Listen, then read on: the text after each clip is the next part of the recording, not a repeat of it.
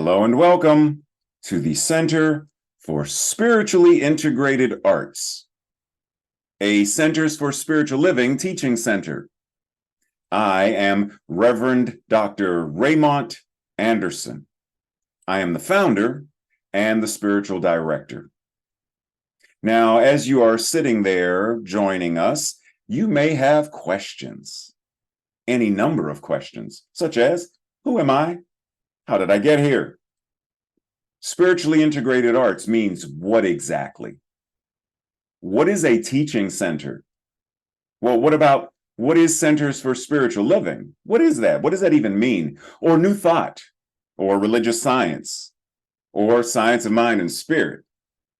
You may have any number of questions about this specific community, about the parent organization, CSL, our philosophy, our teaching, our Liberation Theology. Any number of questions. Feel free to send an email.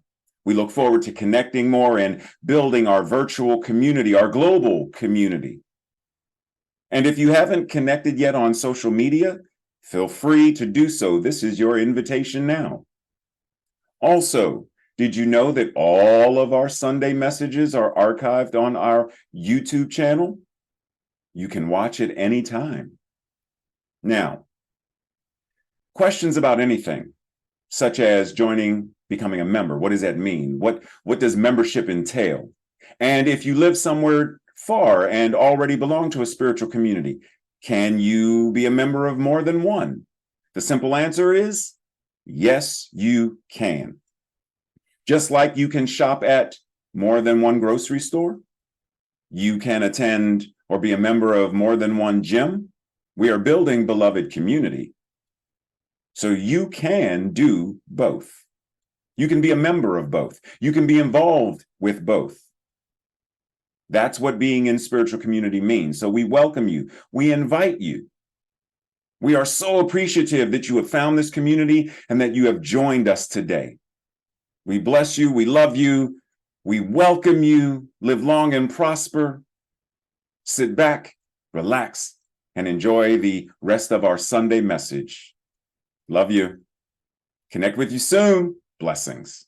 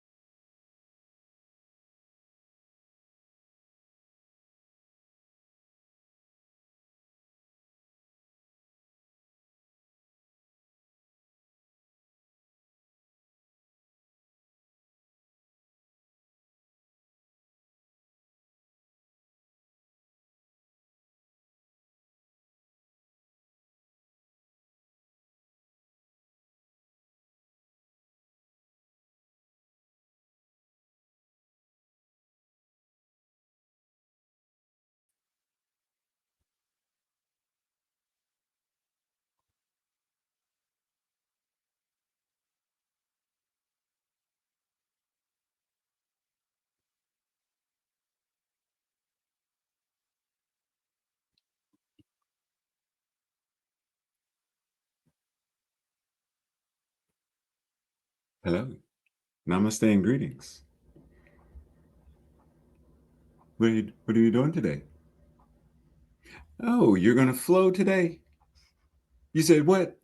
No, it flows. Wait. Oh, that's today's topic. It flows. So if you're ready, let's just jump on in. When we think about it, this idea of flow, most of us possess a basic understanding of such things as electricity. We understand it to the degree that we know that if we plug something in, if we check the circuit box when needed, we do certain things, including not sticking a fork into the socket and not making toast while we're taking a bath. We understand electricity in terms of a basic understanding, what to do, what not to do. We even understand an idea of, well, if I, have a certain sweater on and I walk across the carpet and I touch Tracy, there's going to be an electric. We understand at a very rudimentary level. Yes. And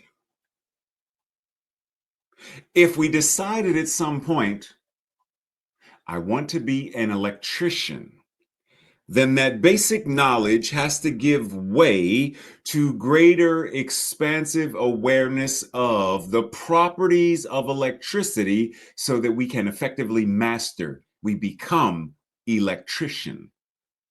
Well, it's no different than what we're doing. It's no different from the science of mind and spirit.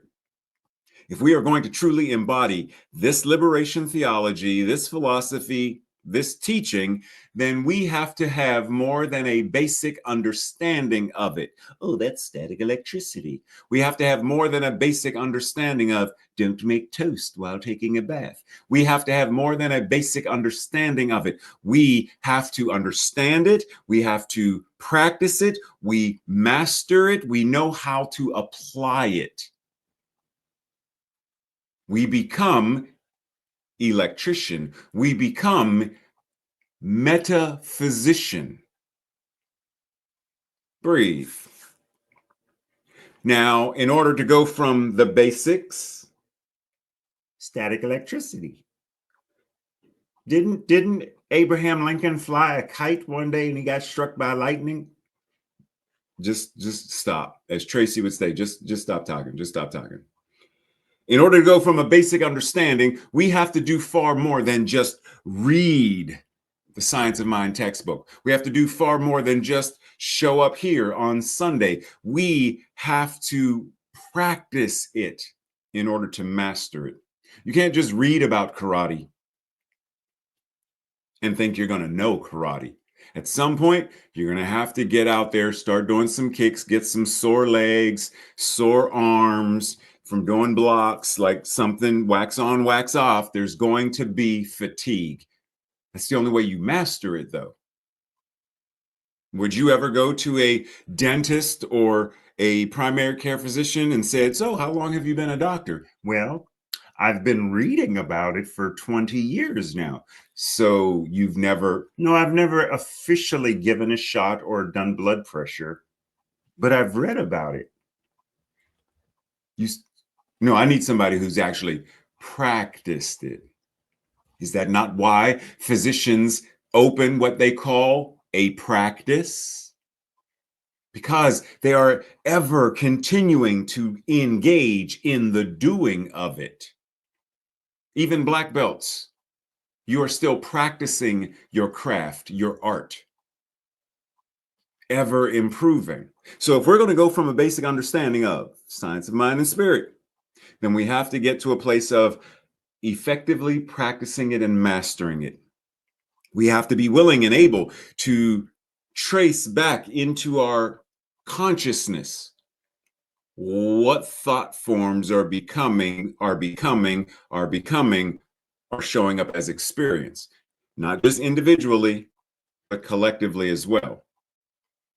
The more we understand, the more we effectively apply principle, the more we effectively embody this understanding, we understand how power, how the divine moves, how thought moves, how wisdom moves, how this thought becomes these words, becomes this emotion, becomes this action, how power flows.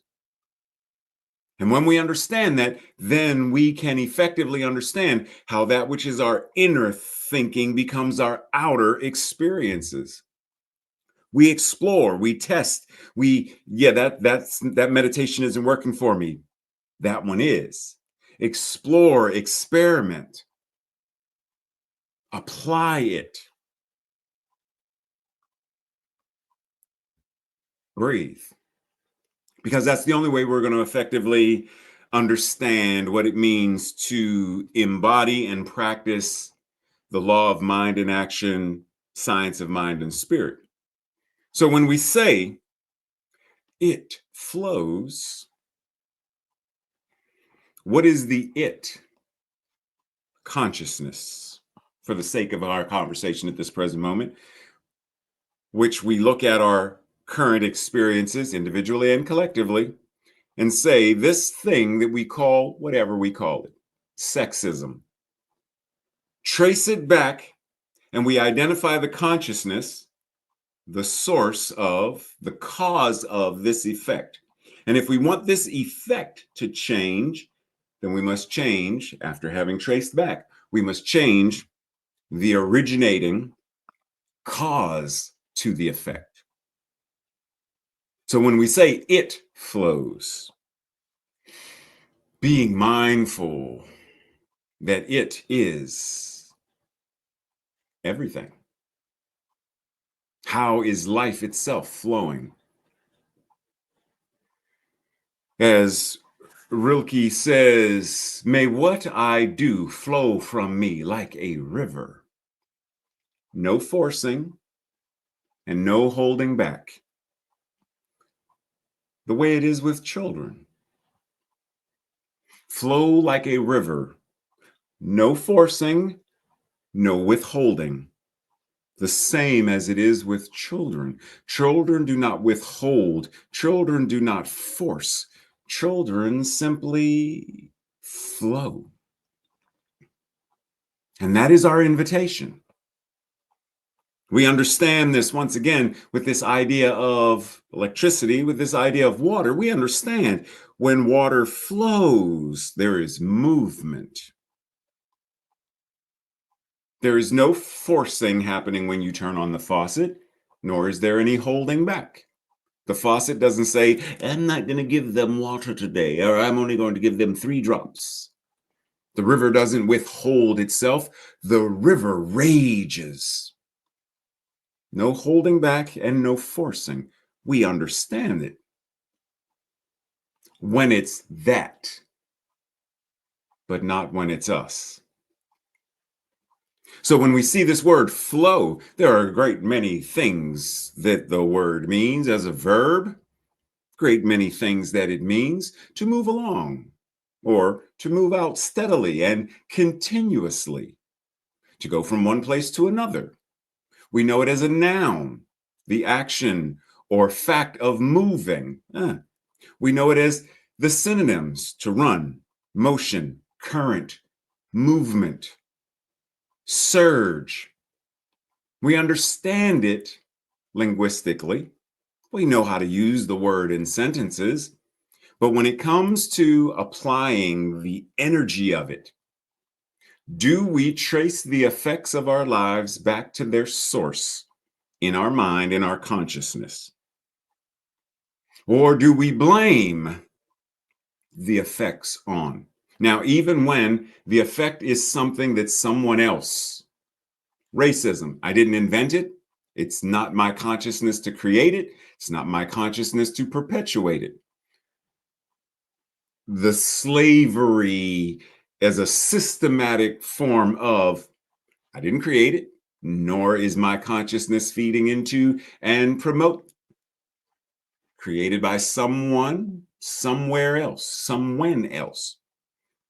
The question is, where does that system still impact lives today?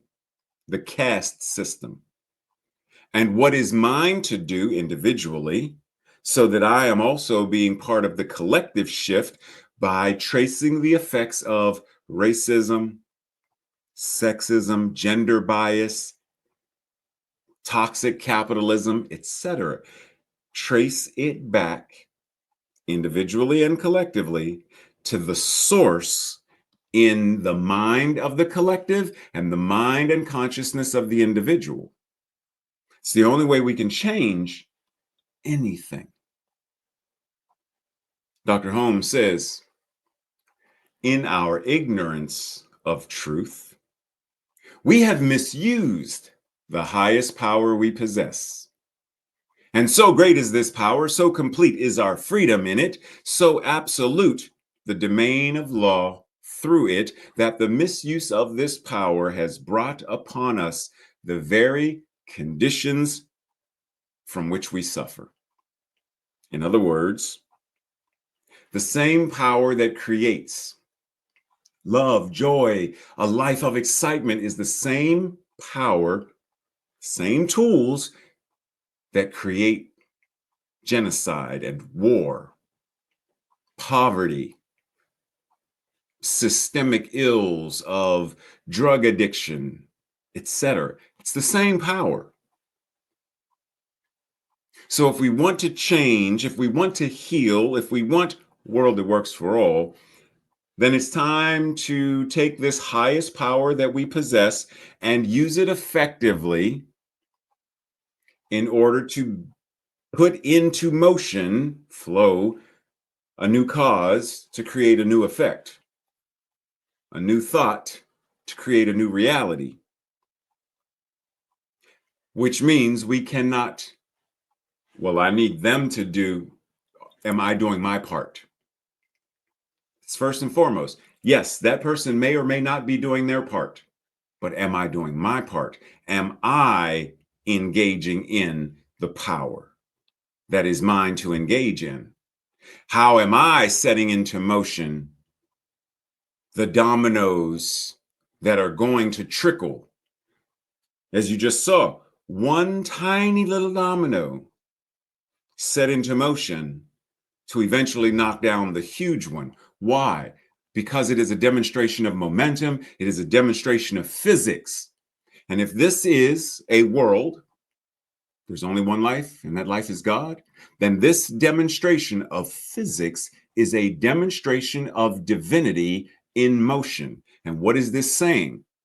That in order to topple this immense, oh, wait a minute, didn't we hear that somewhere back in the day in the Bible? Didn't what that boy named Jesus? Didn't Jesus say something about if you have faith the size of a mustard seed, you can tell that mountain to be moved, and the mountain will be moved. This small thought, this small faith, the size of a mustard seed, powerful, that greatest power that we possess, is able to make this thing that is 1,000 times bigger move.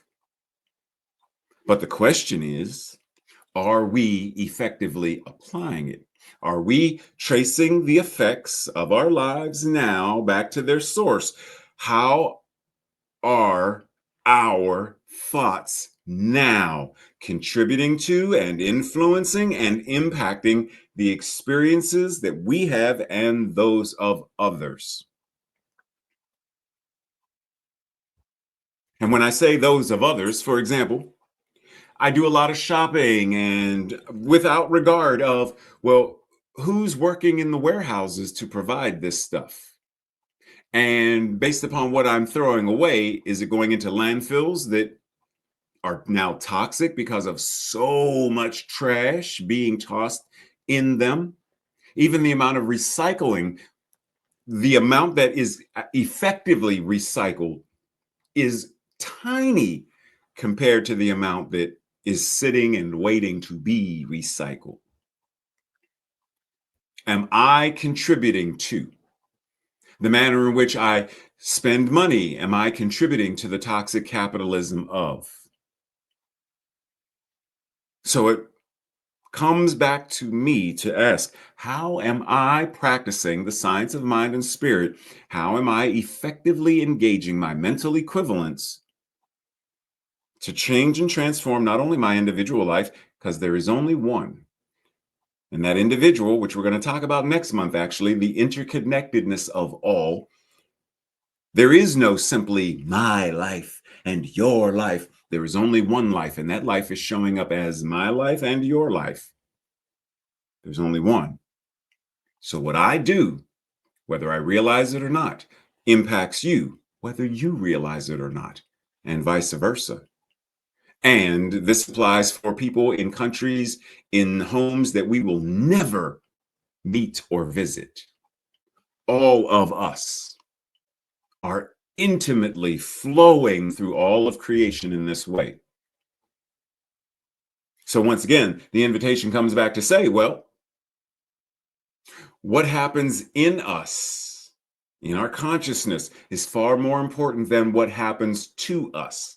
Now, it's not saying that it is not important, but what is more important.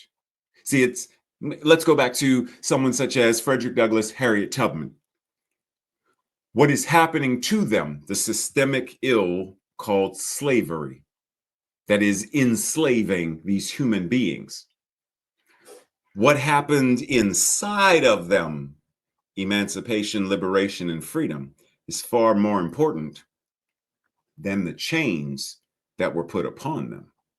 Because what happens within them is what gave them the ability to first break the chains within, to then break the chains on the outside.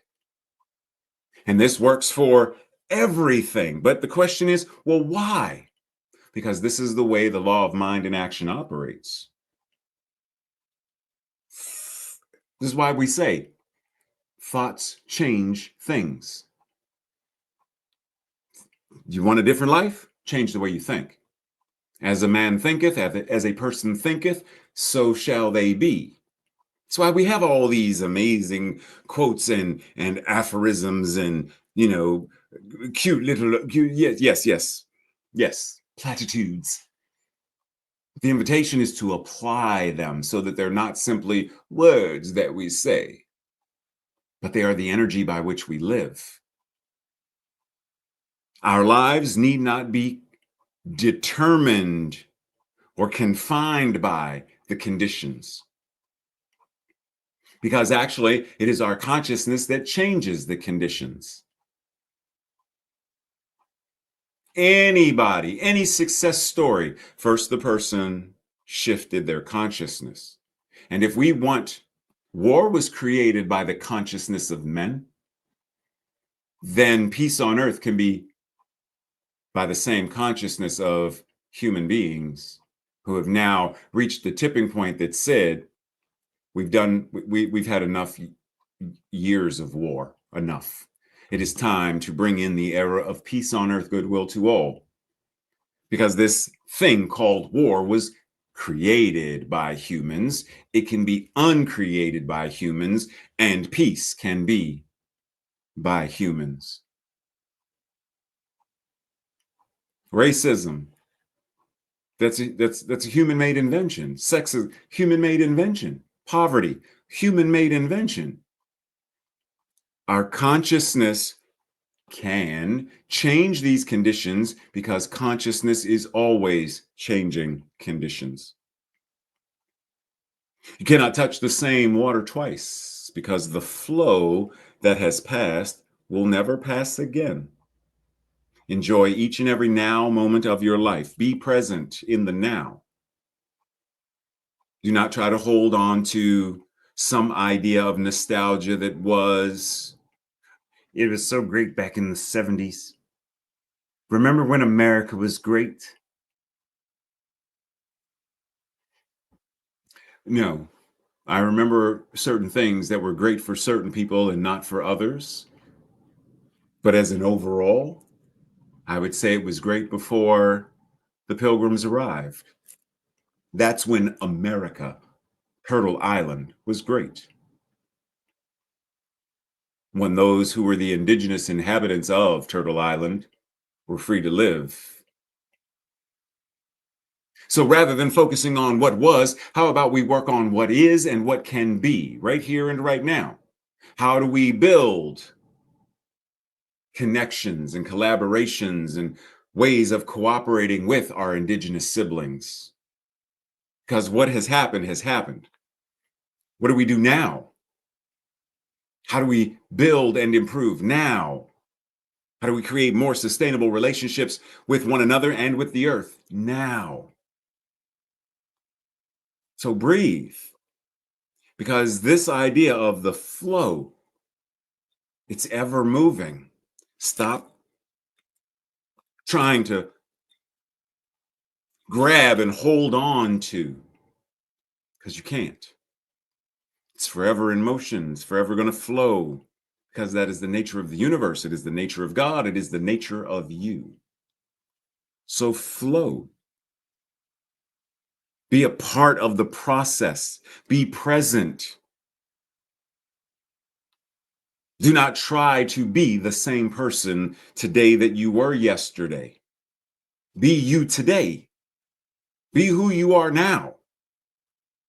Ever open at the top, ever open at the bottom means that we continue to flow, continue to shift, continue to evolve from one iteration of who we are to the next iteration of who we are, to the next iteration of, to the next, in an infinite and ever unfolding of our divinity. God doesn't stop. Why should we? If what it is we are, why am I trying to hold on? I'm 20 and I'm going to maintain 20. Ray, you're 72 right now. Why are you still, why? Now, that doesn't mean to not be youthful, but to try to, and no shade to those who do get facelifts and tummy tucks and all of the other beautification things. But the idea is, are you doing it to somehow delay aging? Because you have this pre-programmed idea that aging, wrinkles, etc., mean a certain thing.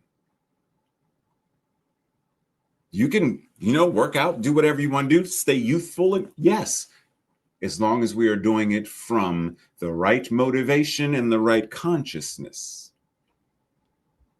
But we should be changing and evolving and growing and ever becoming more and more of the divinity that we are. That's why the phrase Yod He Vav He, I am that I am, is more accurately stated as I am that which is ever becoming more of itself as me.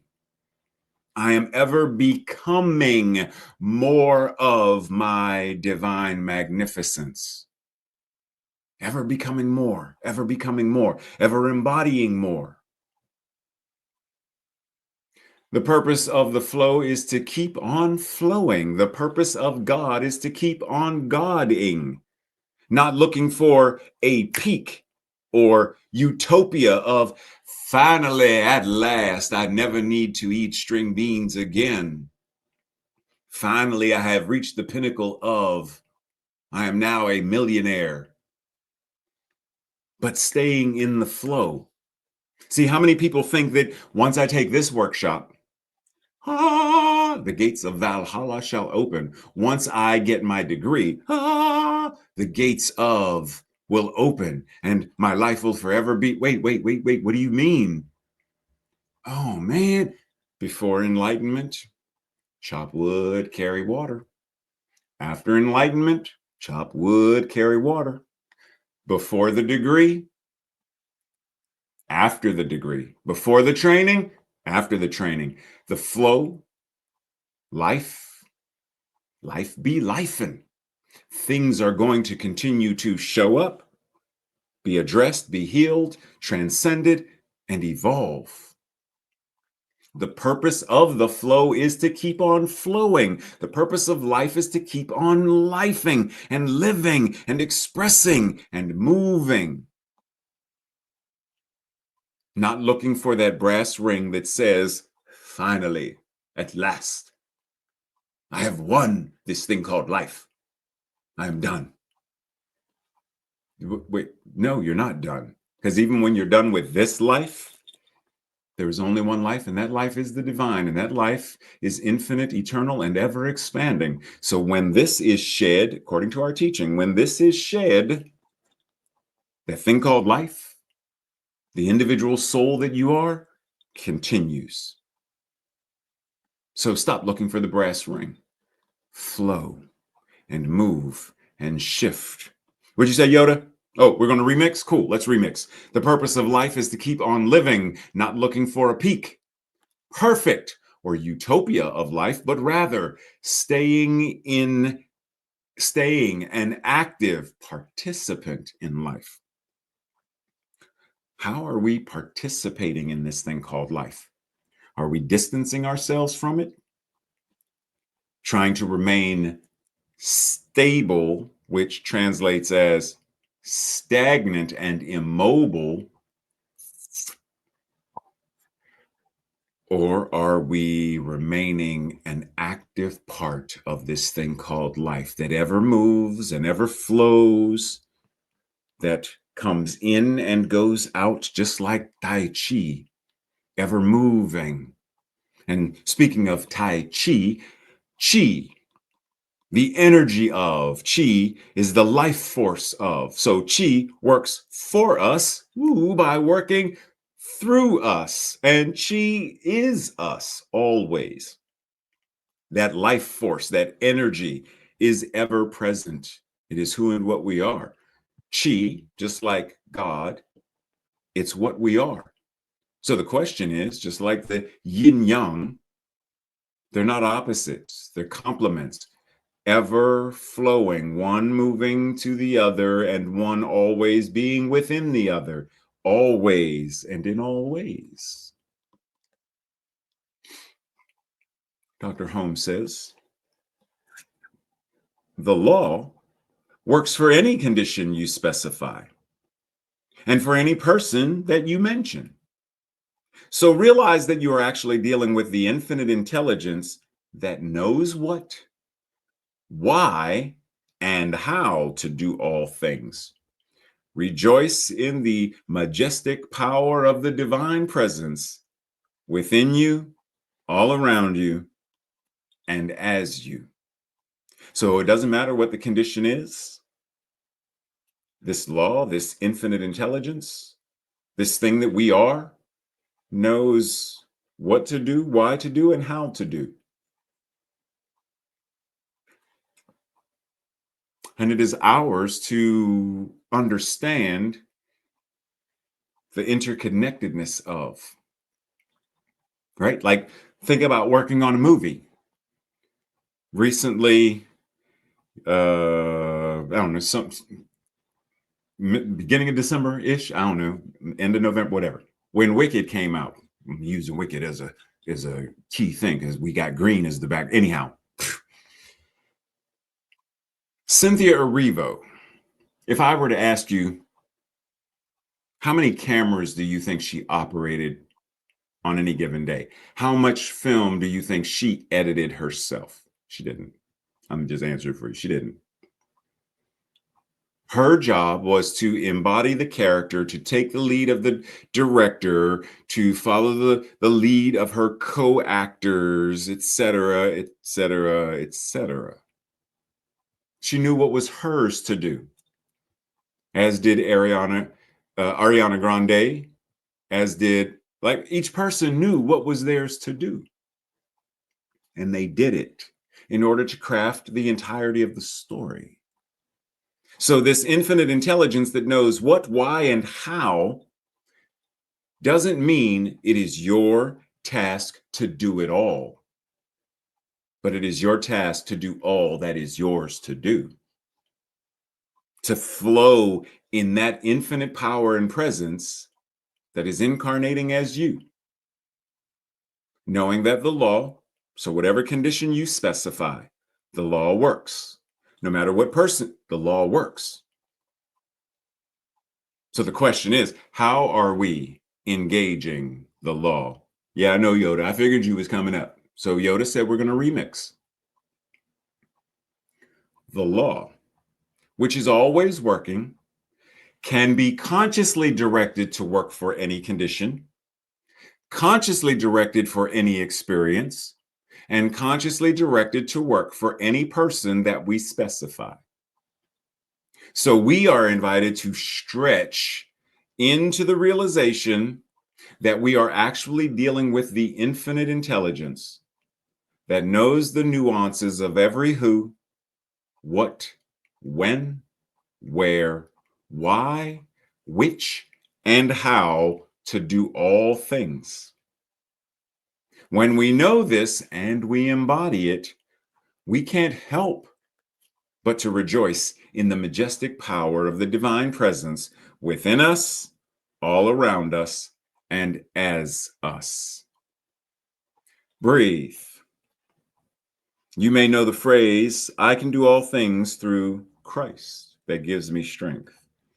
I can do all things because that which is the Christ consciousness is the very strength and power of my being. And when Yeshua, Jesus said, be still and know, and he said, be therefore perfect, just as your Father who art in heaven is perfect. Didn't say do, be it, embody it. And while that phrase is an anthropomorphized version of, the idea is there is that which is the absolute. Be perfect in your individualized expression, just as the absolute oneness of your all that life is perfect, whole, and complete. When you know the truth of it and you know the truth of you, and you know there is no separation between it and you, there is no God in heaven that is separate from, but there is that which God is as you, spirit as you, the universe as you. That's why Carl Sagan said, you are the way that the universe knows itself. The universe is expressing itself in, through, and as each one of us. So how are we stretching into the realization of this truth and this power? Going back to our analogy of the electrician and electricity, how are we tuning in or plugging into the absolute power of our being? Are we thinking that it is something separate from us? Or are we understanding that what it is us, and we tune in and tap into it through our embodied realization of it?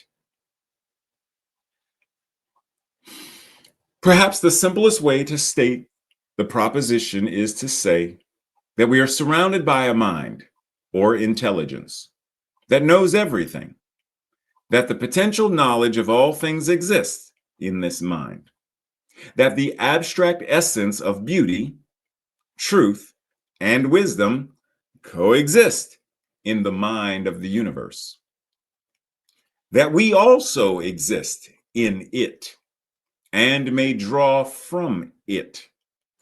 But what we draw from it, we must draw through the channel of our own minds. A unity must be established, and a conscious connection must be made before we can derive the benefits which the greater mind is willing to impart, import, reveal to us. We are surrounded by electricity. How are we plugging in? There is only one mind, and that mind is God, and that mind clearly knows everything because it is everything. How are we allowing that awareness, that knowledge, that wisdom, that intuition to flow as our knowing, wisdom, intuition? How are we making use of the divine power of our own divinity? Are we stumbling through, bumbling through with static electricity? Are we becoming master electricians who know and understand this power and use it effectively? So do not go with the flow, be the flow. Be it. Because when we think we have to go with the flow, then we think that there is the flow and then there's us, some form of separation. But when we are being it, there is no separation from who we are, and what we do. That's the entire lesson of the idea of the Karate Kid is Daniel thought he was doing wax off, wax on until he realized what he was doing was actually learning karate or practicing karate. And then eventually it wasn't just karate, but it was karate do, the way of the empty hand. It was the way of karate. And he and karate became one. That's what Mr. Miyagi was, in essence, teaching him, how to embody this. So there is no space, there is no separation between who and what you are and what you do. That's why you are able to respond in any given moment with the most effective way of deflecting, moving, etc. There's no separation. So let us reiterate or restate our principle. We are surrounded by an infinite possibility. It is goodness, life, law, and reason. In expressing itself through us, it becomes more fully conscious of its own being. Therefore, it wishes to express through us and as us. And as it passes into our being, through our being, as our being, it automatically becomes the law of our own lives. It can pass into expression through us only as we consciously allow it to do so. I was going to pause. Actually, I'm going to pause right now. Just as a quick note, that flow, that divinity, we can't stop it. It's always. So consciously allow it. There is the aspect of it that is happening without our conscious awareness, right? Just like gravity. A baby that is born has no idea what gravity is, what gravity means, doesn't know the word. But gravity is certainly going to make the baby's bottom hit the floor when the baby is learning to walk. So there is the element of, I have no idea what this is, but it's still happening. It's still operating. So just want to be clear. The fullness and most life-affirming expression of it is only going to be when we consciously allow it to be. Therefore, we should have life-affirming faith in it and its desires and its ability to do for us all that we shall ever need to have done, because we are acting as it as us, one and the same. Since it must pass through our consciousness, it is our consciousness, to operate for us, we must be conscious. We are invited to be conscious that it is doing exactly that.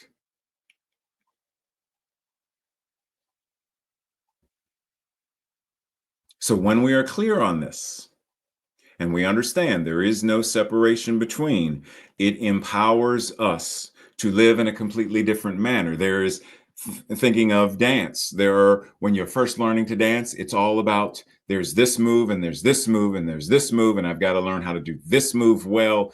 And so when you're beginning, you're just focusing on individual moves versus, right? I got to get the move right. But then at some point, I got them. I don't even have to think about a plie. I can do a plie. Or I don't have to think about, the Lester Horton technique. I can simply do, right? But even there is still the invitation to identify in this, am I more of a technician of the craft? Or am I more of an artist of the craft? Technician is going to be void of the heartfelt emotion. Artist, fully embodying and fully expressing. So, going back to the Karate Kid, for example, the Cobra Kai were great technicians of karate. They were excellent technicians, but they were not artists. Mr. Miyagi was the embodiment of what it meant to be an artist of karate, a master of it. Likewise, our invitation is, am I a great technician of science of mind and spirit? I know the quotes, I know the books, I took the workshops, I got a license, I got an ordination, I'm a minister, ooh, but I'm a technician. Or am I an artist? Breathe. The universe is impersonal. It gives to all alike. No respecter of persons. It rains on the wealthy as it rains on those who are not. That's the idea. The sun shines on this side of war and the sun shines on this side of war. God is not invested in who wins the football game. It's right. That's the general idea. The infinite, no respecter of persons. God's not going to say, oh, well, because you were born here, I'm going to give you this. And because you were born there, I'm actually going to take this. Doesn't work that way. That which the universe is values each and every one alike. The nature of it is to impart to itself as us, and ours is to receive as well as to offer back. Circulation. When we stand in the light and as the light, we cast a shadow across the pathway of our own experience. We are a lamp unto our own feet. And as Emerson advised, we allow that bloated nothingness, whatever that may be in the moment, to be out of the way, and we allow the divine circuitry of the universe, that infinite flow, to flow. Now, bloated nothingness could be any number of things. So I invite you to marinate on that. What does that mean for you? So wherever we are, God is. No matter what we are doing, God. So as we are going through our daily lives, the busyness of, how are we ensuring that that bloated nothingness is not impacting in a non-life affirming way the circuitry of the divine? How do we ensure, as Octavia Butler said, how are we ensuring that all that we touch, we change, and all that we change changes us? And the only lasting truth is change. God is change. All that we touch, all that you touch, you change. And all that you change changes you. That's why I said circulation. We receive and we give, simply to receive again and to give again. All that we touch, we change. And that which we have changed changes us. How are we moving through this space? And as Yoda said, you are change. If God is change, then you are change, because that which it is you. You are it. So we now come to a definite teaching regarding prayer. We shall receive that for which we ask. It shall be open to us when we knock, and we shall find that for which we are searching. Because this teaching implies there is a definiteness of spiritual and mental work. It is definite.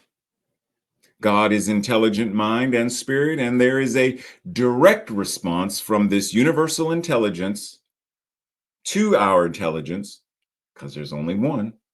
So if we ask for bread, we shall not receive a stone. But we are told that we must ask believing if we are to receive. Do we believe? So we come to this definite teaching regarding prayer. We shall receive that for which we are most aligned by way of our mental equivalence. If we simply ask, it is not enough. We must ask, acknowledge, accept, and act. It, answered prayer, shall be our experience when we respond in ways that demonstrate that we are aligned with the subject of our prayers.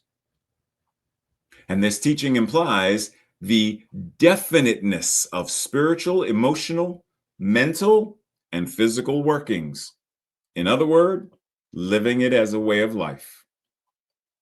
God, as intelligent mind and spirit, directly responds from this universal intelligence to our and as our individual wisdom and intelligence. We must pray with our lives, not just our words. As you may know from, I think it's NBC, the more you know. Well, yes, the more you know, but our invitation is the more you do.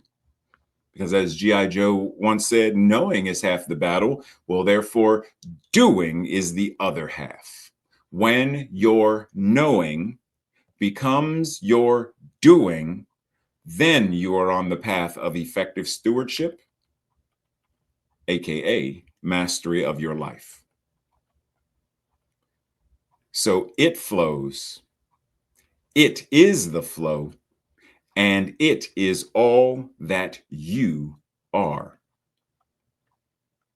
And so I invite you once again, as we went over these last week, reread these and embody them. God expresses God, and that expression appears as you. For the only God you and I will ever know is the one we embody. Never forget that. Go over these and look at, how does this make me feel? How am I invited to tune in, plug in, to become an artist of these truths? Because just like the circulatory system, as we talked about earlier, it's all interconnected. The flow of whether it's blood or neurochemical or air, or there's a flow. There's a flow to how the body operates, which means there's a your body is your scripture. Your body is demonstrating how flow of God, that is God, moves and operates. And the more we can look at, well, how does, for example, the anatomy of a neuron, how does it work? How does it do what it does? As it says, third section down, electrical signals travel down a long and thin process known as an axon. Electrical signals travel, they flow. You don't see your neurons. You don't see these, but that means this flow is happening without your conscious awareness or your conscious observation of it. That means that which is the invisible. We're not even talking about in the absolute as God yet. We're talking about in the relative. Your physical human body is a divine demonstration of the flow of the universe. So looking at all of the ways that we show up in the world, our invitation, as Carl Jung said, don't simply dream by looking outside. Awaken by looking inside.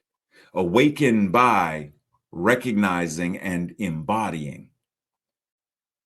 The science of mind and spirit offers us an applicable practice that accesses the truth of ourselves and empowers us to live daily in more and more and more life-affirming ways. Just as reading a recipe is not the same as preparing the recipe, and preparing it is not the same as serving it and eating it, we are fully committed to what this teaching offers. So we don't simply read, we embody, we consume, we are nourished by, and we express. When we are fully committed to what this teaching offers, we will show up as a living embodiment of it, because we will not only know what it is, but we will practice it and we will be living it as a way of life. As a result of our individual involution and evolution, we will, by conscious and subconscious ways, impact, inspire, influence, and instill this flow in all those we meet and all those we interact with. This is what transforms, this is what heals, and this is what shifts the global consciousness in order to manifest a world that truly works for all. Breathe. This week's affirmation or declaration, I'll say it first, and then if it resonates with you, say it with me the second go around. The divine flows naturally in, through, and as me, and expresses itself as my highest good and for my highest good. Together, the divine flows naturally in, through, and as me, and expresses itself as my highest good and for my highest good. And so it is. This week's journal questions, Thursday night study group questions. One thing that I do regularly that is a demonstration of my life-affirming flow would be what? One thing that I do regularly that is a demonstration of my non-life affirming flow would be what? One example where I am a technician of my life would be, and one example of where I am an artist of my life would be, fill in the blanks.